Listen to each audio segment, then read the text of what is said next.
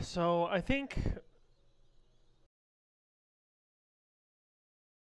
I think my biggest failure when I was doing quest development was probably Abysmal Ball as a whole. Um, Abysmal Ball started off as kind of a joke concept.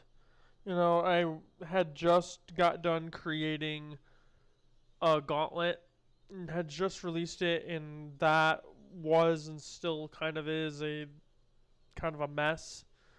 That only got released early, in my opinion, because it was just my first quest, and I think a lot of people, at least kayaking, maybe Phoenix Smog, just kind of felt bad that I sucked so bad, so they release it.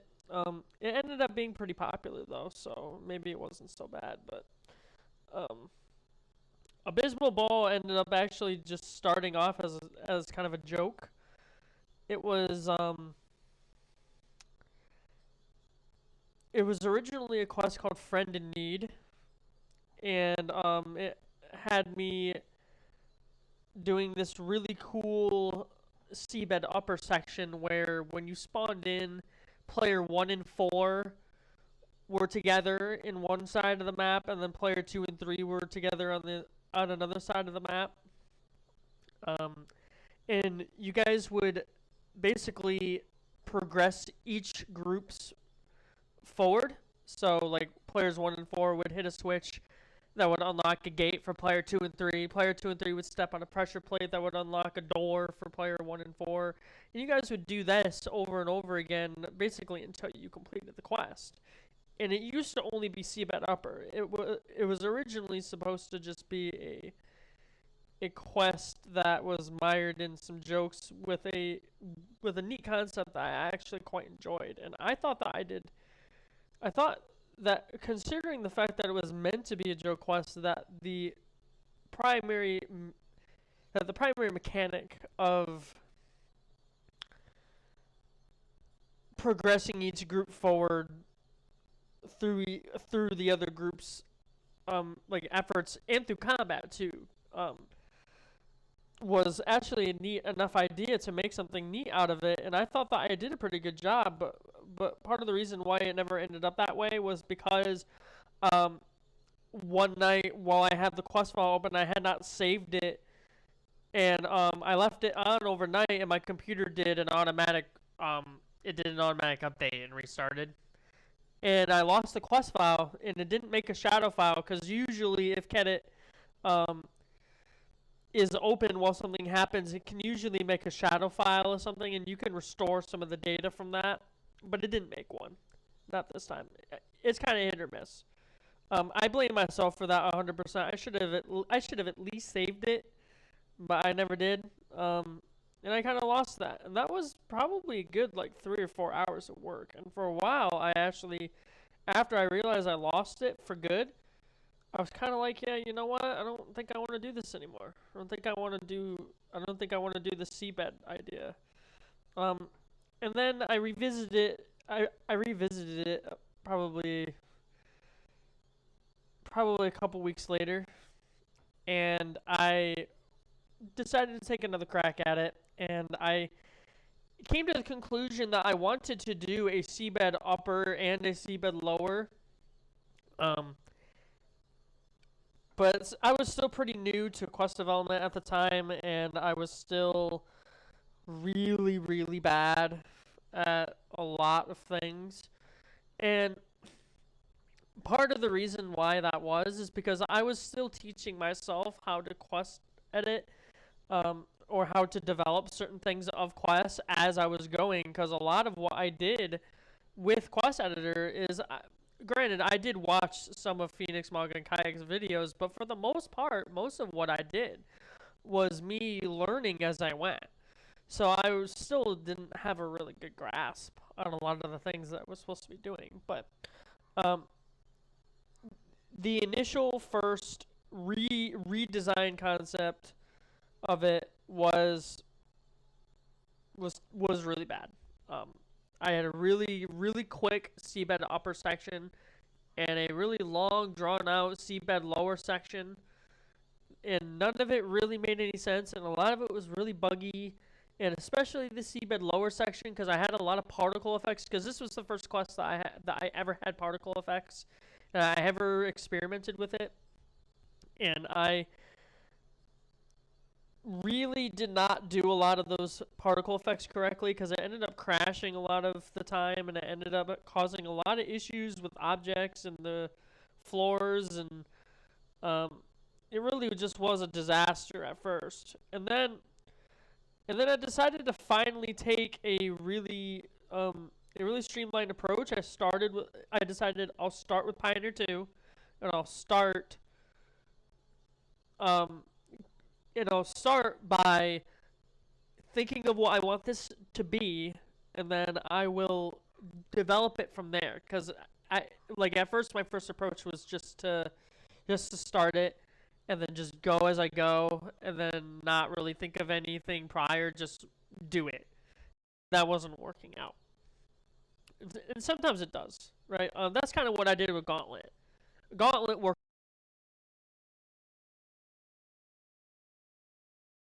So since I thought it was a success, I was like, well, why not just do it again, right? Well, it wasn't working this time. So I decided to take a more streamlined approach to it. And I decided, you know what, I wanted this to be a jungle section, a short jungle section, which was also the first time that I was introduced to object room IDs, which if anybody doesn't know what an object room ID is, an object room ID is a object in uh, is an object in every room that will be able to dictate to you.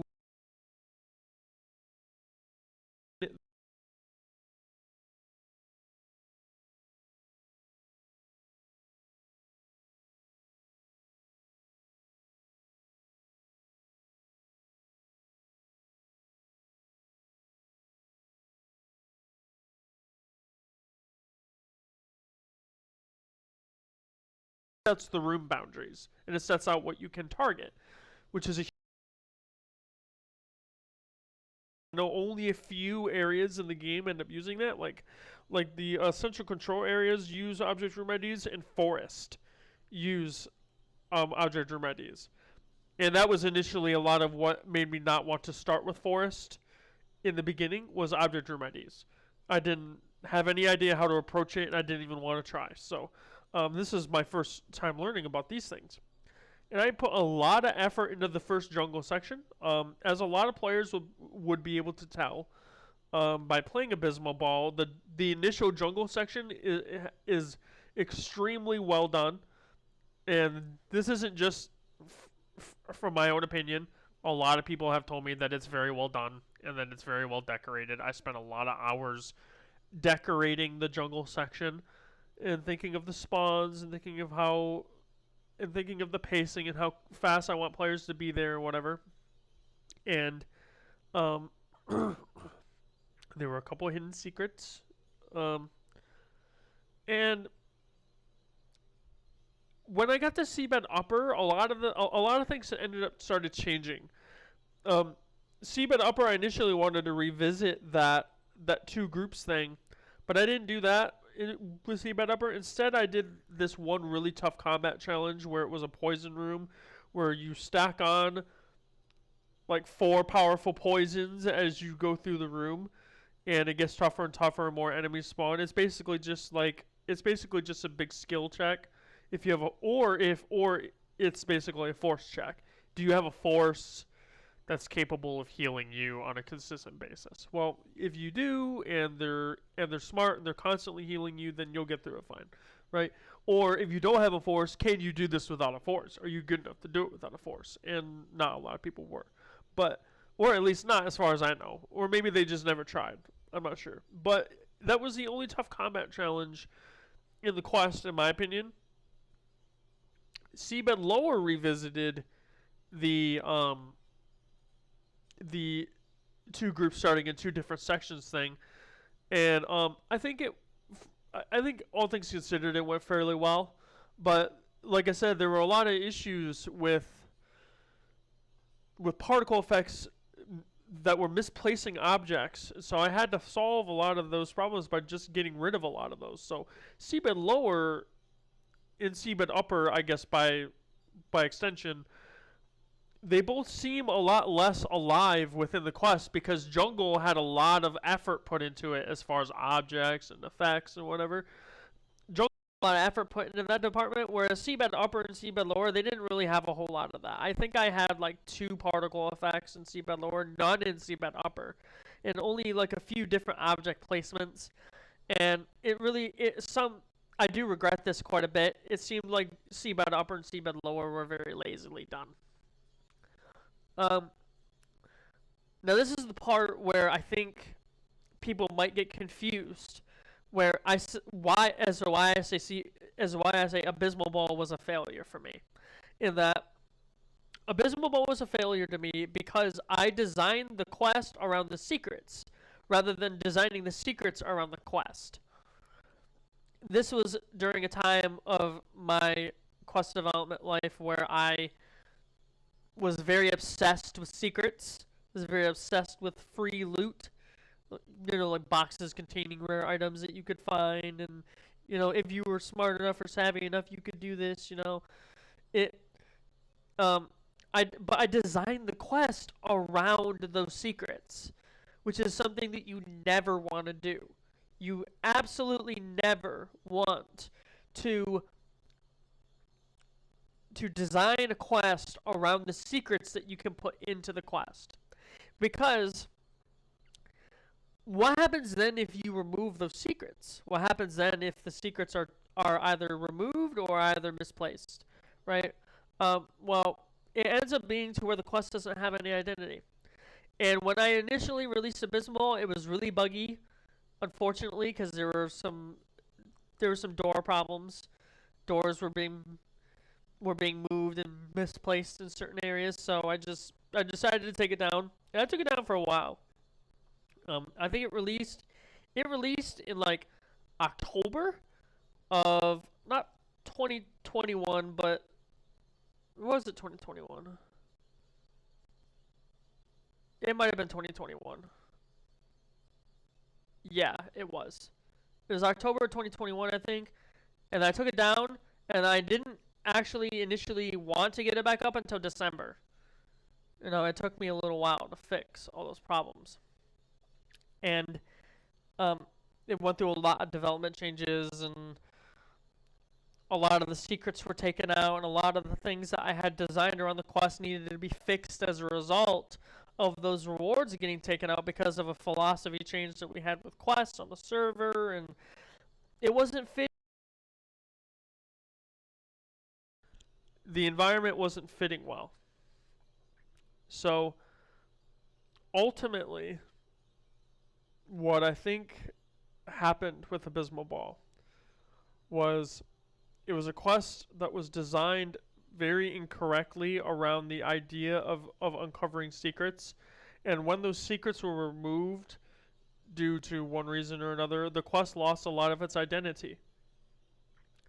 And there are definitely some very cool things in Abysmal Ball that I think not a lot of other quests do. And another thing is that it is also one of the few seabed quests that is quick, generally speaking, that has an Olga Flow fight that has drops enabled. So that was one of its biggest appeals.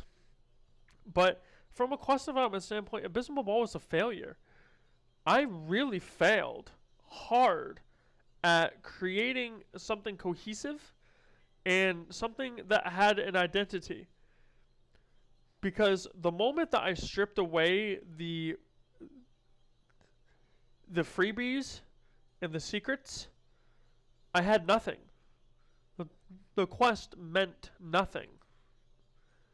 And that is ultimately why I think it's my biggest failure. It was something that I do cherish Abysmal Ball because it helps remind me quite a bit as to what not to do. Right? And people do seem to like it. It does seem to get some playtime.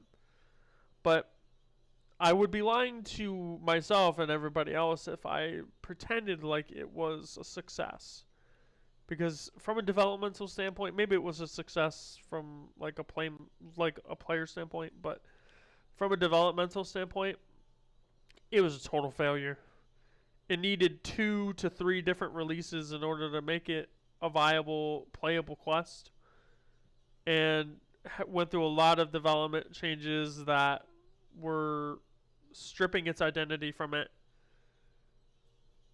And at the end of the day, I think all I really have is a reasonably short seabed quest that has a boss at the end with some neat uh, camera tricks.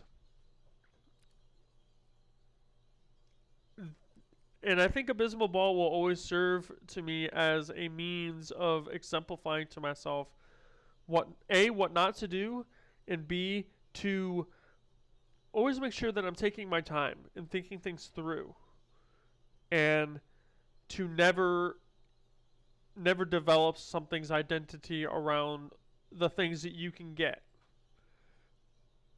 The only thing that you should be developing a quest around is the experience, is how fun the quest is. If you start developing quests around the ideas of the monsters or the loot that you're gonna get or the freebies that you could get from it or how many boxes it has or how many puzzles it's got, right? If you strip any of that away, if something doesn't work in it, you're losing your identity. You're losing its identity. Just as a forewarning to all of the quest developers that are still around, don't fall into that same trap that I did. Don't fall into that temptational hook of, well, I'm going to develop my quest around like some niche. Don't do that. Make a quest that you enjoy because it's a good quest that is narratively strong and conceptually bulk. Don't create a quest like I did. That's why I renamed myself Abysmal Ball. I renamed my channel Abysmal Ball, is because it serves as a reminder to me of my greatest failure, and that greatest failure within this game helps bolster my attitudes, and it helps bolster my quality. Never again will I create another Abysmal Ball. Never again.